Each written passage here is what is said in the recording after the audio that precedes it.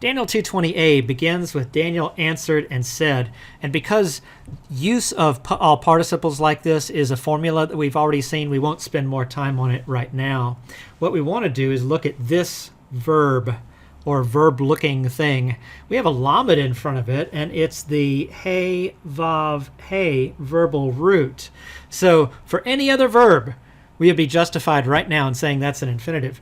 But it's interesting, this is actually a pa'al imperfect third person masculine singular. Now, why is that? Shouldn't we have a yod prefix? Well, if you haven't seen it yet, I'd advise you to go over and watch the video in the Learn tab on Daily Dose of Aramaic, Lesson 17, Part 1, in which it's discussed that the third masculine singular, third masculine plural, third feminine plural of the he, vav, he verb all substitute in a lamed instead of the expected yod. And this is to avoid writing the divine name. So for now, let me just write this. This is going to end up by context being a jussive.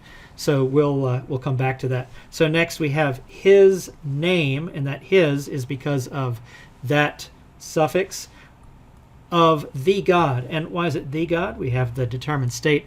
And why is it the God at all? Well, it's possibly we had in verse 19, we've just brought up the God of heaven. So we're talking about that God. And then finally, this form, which leads us up to the Zakef Katon. We notice the mem prefix and this comets and a lack of doubling here. That is going to be our indication that from a parsing standpoint, what we have is the pa'el, participle, masculine singular. Now, is that right? Actually, the passive and active voice participles have the same form for pa'el, so we need to look at context. So let's look at it. Daniel answered and said, "May the name of God bless or be blessed." Well, it works, of course, to say be blessed. So this is going to be a passive participle.